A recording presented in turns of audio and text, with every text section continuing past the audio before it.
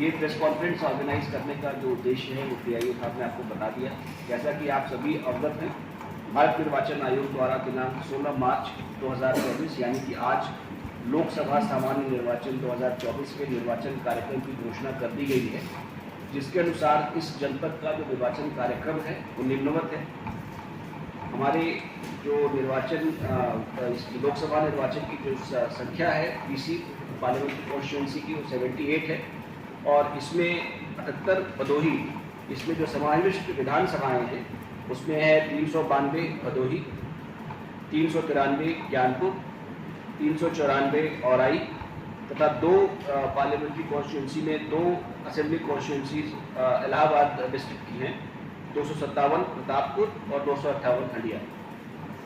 जो निर्वाचन की अधिसूचना है वो हम 29 अप्रैल को जारी होगी। 29 अप्रैल 2024 को नाम निर्देशन का दाखिल करने का जो अंतिम दिन है वो 6 मई है, 6/5/2024 और नाम निर्देशन की जांच 7 मई को की जाएगी। नाम वापसी हेतु अंतिम दिन 9 मई होगा। मतदान का दिनांक 25 मई होगा। मतगणना का दिनांक पूरे भारतवर्ष में 4 जून को है और वह दिनांक जिसके पूर्व हम निर्वाचन का कार्य पूर्ण कर लेंगे वो 6 जून है।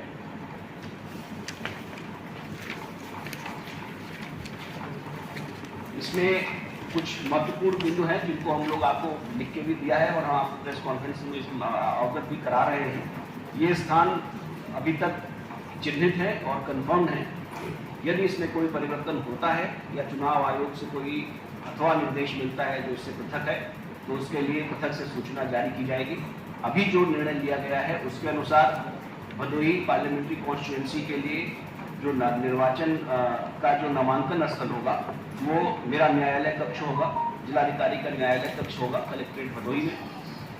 मतदान टोलियों का प्रस्थान स्थल तो 392 भदोही के लिए कलेक्ट्रेट प्रांगण केशवपुर सरपतहा भदोही से किया जाएगा।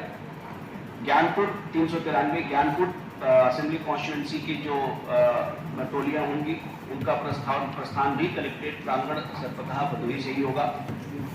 394 औराई विधानसभा क्षेत्र की जो टोलियां होंगी उनका भी प्रस्थान जो है वो कलेक्ट्रेट प्रांगण केशवपुर सरपतहा से ही होगा। 257 प्रतापपुर और 258 हंडिया, इनका जो प्रस्थान स्थल है परेड ग्राउंड संगम प्रयागराज से होगा। स्ट्रॉन्ग रूम और मतगणना स्थल के लिए भी हम लोगों ने स्थान निर्दिष्ट कर दिया है, जिसके लिए 392 भदोही, इसका ईवीएम वेयर हाउस कक्ष पश्चिम साइड कलेक्ट्रेट प्रांगण में ही होगा और ईवीएम की मतगणना का जो स्थल होगा वो ईवीएम वेयर हाउस बरामदा पश्चिम साइड में होगा। 393 ज्ञानपुर का वेयर हाउस कक्ष पूरब साइड कलेक्ट्रेट प्रांगण भदोही में होगा और मतगणना स्थल ईवीएम वेयर हाउस बरामदा पूरब साइड होगा। 394 औराई, इसका जो स्ट्रॉन्ग रूम है वो पुस्तकालय कक्ष एवं एसएलएओ कार्यालय प्रथम तल संयुक्त कार्यालय प्रांगण में होगा भदोही में और इसका मतगणना स्थल भी पुस्तकालय हॉल प्रथम तल संयुक्त कार्यालय कलेक्ट्रेट भदोही में होगा। इसके अतिरिक्त इलाहाबाद की जो पार्लियामेंट्री कॉन्स्टिट्यूंसी, इसमें हमारी पार्लियामेंट्री कॉन्स्टिट्यूंसी का भाग है 257 प्रतापपुर, इसका जो स्ट्रॉन्ग रूम है वो मंडी समिति मुंडेरा प्रयागराज में होगा और मतगणना स्थल 3 शेडेड बरामदा मंडी समिति मुंडेरा होगा। 258 हंडिया का जो स्ट्रॉन्ग रूम है वो मंडी समिति मुंडेरा प्रयागराज में होगा और इसका जो मतगणना स्थल है वो भी 3 शेडेड बरामदा मंडी समिति मुंडेरा में होगा। मतदाता एवं मतदेय स्थलों का जो विवरण है, वैसे तो इलेक्टोरल रोल अभी हमारा लगातार इसमें संशोधन होंगे। अभी हम लोग फॉर्म 6, 7, 8 आपसे लेते रहेंगे और जो नामांकन का दिन है उससे 10 दिन पूर्व हमें अपना जो इलेक्टोरल रोल है उसको फ्रीज करना होता है, तो तब तक जो हमें 6, 7, 8 प्राप्त होंगे उनको हम लगातार अपने इलेक्टोरल रोल में शामिल करते रहेंगे। लेकिन आज तक की जो स्थिति है 23 जनवरी 2024 तक की, वो मैं आपके सामने प्रस्तुत कर रहा हूँ।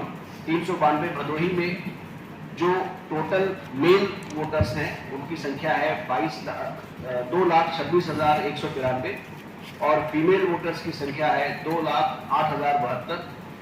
जो ट्रांसजेंडर हैं उनकी संख्या है 40। इस प्रकार टोटल संख्या है 4,34,305। इसमें जो सर्विस इलेक्टर्स हैं जो सर्विस में हैं और वोट करेंगे, उनकी संख्या है 288 और कुल पोलिंग स्टेशन भदोही विधानसभा में 456 है और कुल पोलिंग स्टेशन लोकेशन मतलब जो सेंटर होता है पोलिंग सेंटर वो 248 है। इसी प्रकार ज्ञानपुर में 393, ज्ञानपुर में कुल मेल इलेक्टर्स की संख्या है 2,47,28 और जो फीमेल्स हैं उनकी संख्या है 1,88,966, ट्रांसजेंडर्स की संख्या है 41, कुल संख्या है 3,93,735, सर्विस इलेक्टर्स की संख्या है 466, टोटल पोलिंग स्टेशन है 401 और टोटल पोलिंग लोकेशन है 243। इसी प्रकार 394 और आई में 1,97,869 मेल इलेक्टर्स हैं, 1,82,697 फीमेल इलेक्टर्स हैं, ट्रांसजेंडर्स कुल 4 हैं, कुल संख्या है 3,80,570 और सर्विस इलेक्टर्स है 281, टोटल पोलिंग स्टेशन है 396 और टोटल पोलिंग लोकेशन है 229। 257 प्रतापपुर हंडिया में मेल इलेक्टर्स की संख्या है 2,20,500, फीमेल इलेक्टर्स की संख्या है 1,88,172, ट्रांसजेंडर है 42 और टोटल जो संख्या है वो 4,08,714 और सर्विस इलेक्टर्स हैं 326, टोटल पोलिंग स्टेशन हैं 422 और पोलिंग लोकेशन है 236। 258 हंडिया में जो मेल इलेक्टर्स की संख्या है 2,16,632, फीमेल इलेक्टर्स की संख्या है 1,84,129, ट्रांसजेंडर्स हैं 50, टोटल संख्या है 4,08,811, सर्विस इलेक्टर्स हैं 647, टोटल पोलिंग स्टेशन है 409 और टोटल पोलिंग लोकेशन है 213। दिव्यांग मतदातागण का विवरण इस बार ये विशेष प्रयास चुनाव आयोग द्वारा तथा यहाँ चुनाव की हमारी जो टीम है इलेक्शन की उसके द्वारा किया गया है।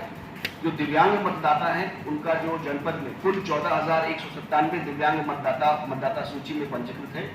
मतदान दिवस के दिन उनको दिव्यांगता के अनुसार मतदेय स्थलों पर व्हील चेयर, हेल्पर आदि की सुविधा प्रदान की जाएगी। इसलिए हम सबका अनुरोध है कि जो हमारे दिव्यांग मतदाता हैं वो बिना किसी डर के, बिना किसी परेशानी के बाहर आए और अपने वोट डालने की जो उनका अधिकार है उसका प्रयोग करें। 85 साल से ऊपर के जो मतदाता है ऐसी जिनकी जो संख्या हमारे यहाँ है 9,102 है और 100 प्लस जिनकी उम्र है ऐसे मतदाताओं की संख्या 131 है। इसमें भी इस बार हम लोग जो हमसे आवेदन करेंगे कि वो हमारा वोट डालने नहीं आ सकेंगे, इस विषय में ससमय चुनाव आयोग द्वारा भी आगे के निर्देश जारी किए जाएंगे। और अभी तक जो बताया गया प्रेस कॉन्फ्रेंस में माननीय मुख्य चुनाव आयुक्त महोदय द्वारा, तो हम प्रयास करेंगे कि हम घर जाकर उनका वोट डलवाएं और अगर उनको वोट डालने आना भी है तो उसके लिए भी जो विशेष व्यवस्थाएं हैं उस समय चुनाव आयोग द्वारा प्राप्त निर्देशों के अनुसार कराई जाएगी। इस बार प्रयास है कि किसी को हॉट में कोई भी मतदाता छूटने न पाए और हम सभी को मतदान की पूरी व्यवस्था, पूरी सुविधा प्रदान करें और मतदान देने के लिए उनको प्रोत्साहित कर सकें।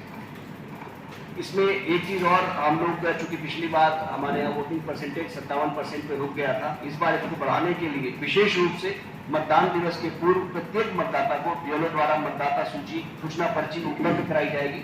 उस पर्ची में मतदाता का पूरा विवरण उनको अंकित होगा ताकि मतदाता को अपना मतदान करने में किसी प्रकार की असुविधा का सामना ना करना पड़े।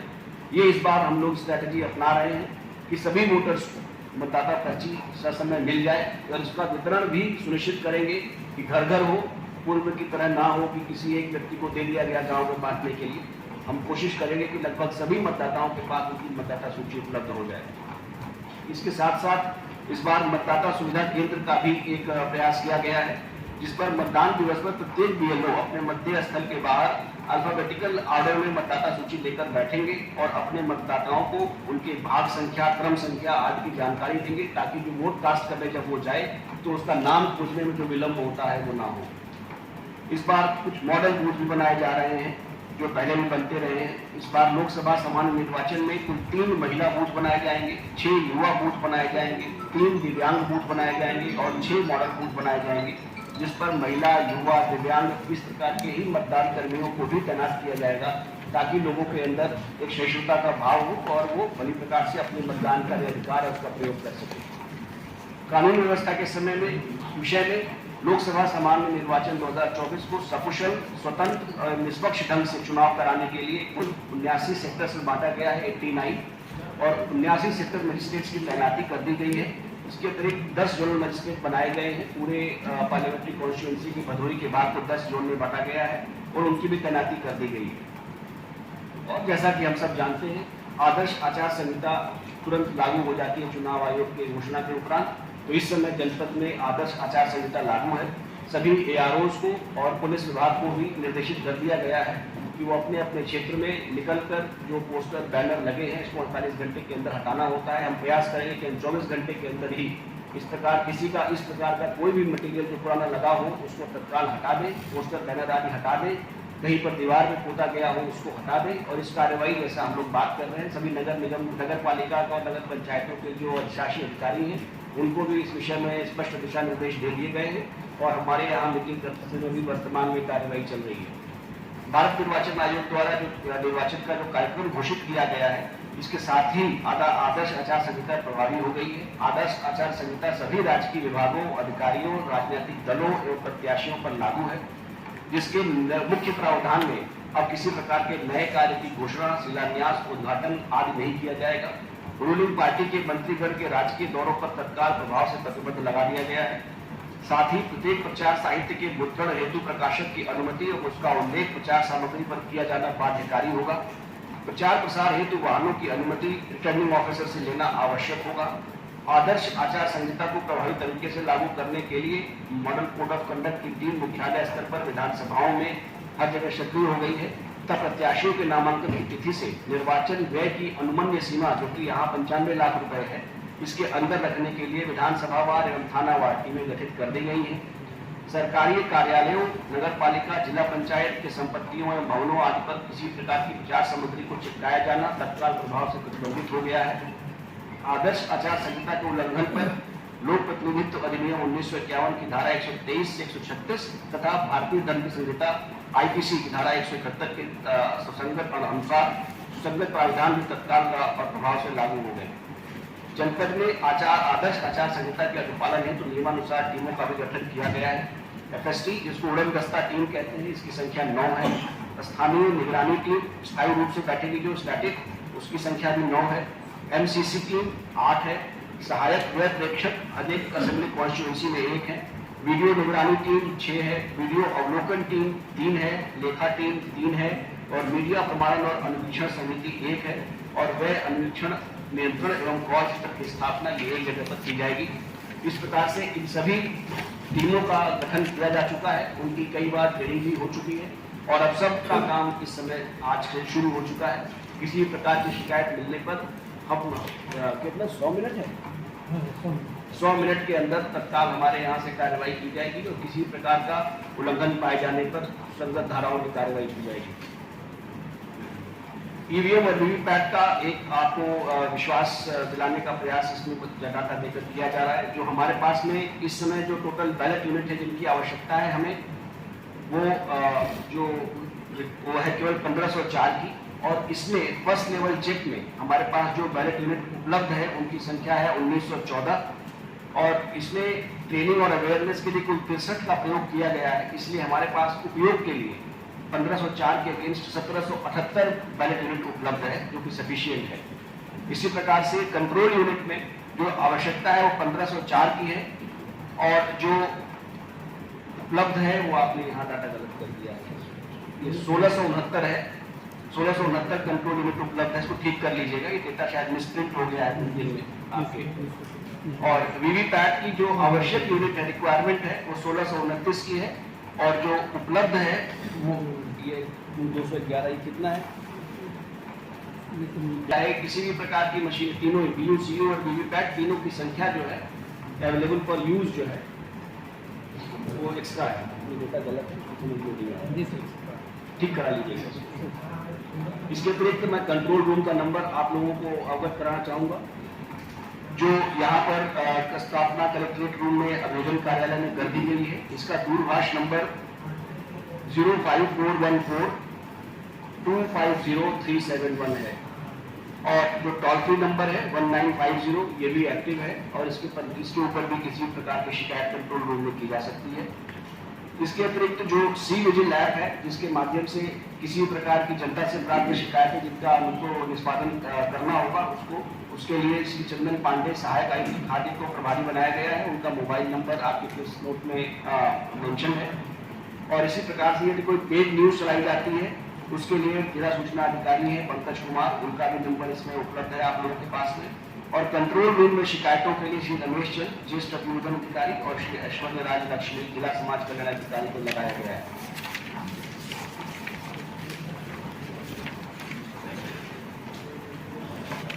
जो पिछले, जैसा अभी हमने चर्चा की कि हमारे पास पिछले जो चुनाव हुए थे 2022 में विधानसभा सामान्य निर्वाचन,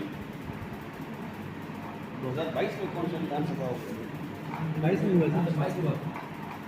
2022 विधानसभा निर्वाचन में जो पोलिंग परसेंटेज था 392 भदोही में वो 58.34% था, ज्ञानपुर 393 में 55.11% था और 394 औराई में 59.59% था। इस प्रकार जनपद का कुल औसत तीनों असेंबली कॉन्स्टिट्यूंसी में मिलाकर 57.68% आया था। और जबकि जो नेशनल एवरेज होता है वो लगभग 63% है। इस बार हम लोग प्रयास करेंगे कि हम नेशनल एवरेज से कहीं ऊपर जाएं और हम 70% तक मतदान को बढ़ा सकें, ये हमारा प्रयास होगा।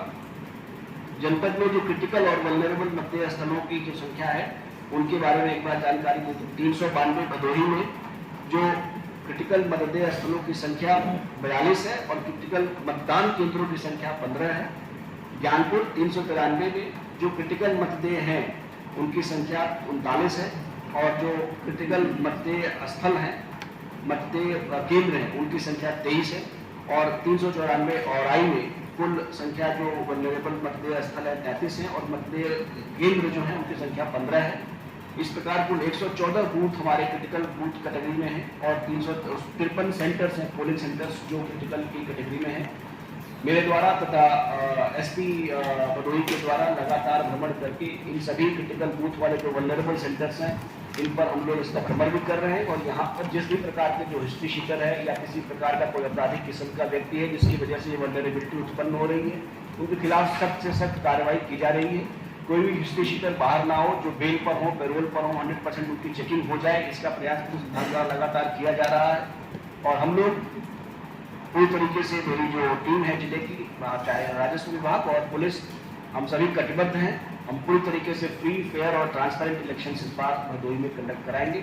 और आप सब हमारी आंख नाक कान, इसलिए आपको समय देने के लिए बहुत बहुत धन्यवाद। समय समय पर यदि आपको कहीं कोई किसी प्रकार का व्यवधान या आकाश भूमि न्यूज राष्ट्रीय समाचार पत्र व वेब न्यूज चैनल, निडर पत्रकारिता की एक अनोखी झलक।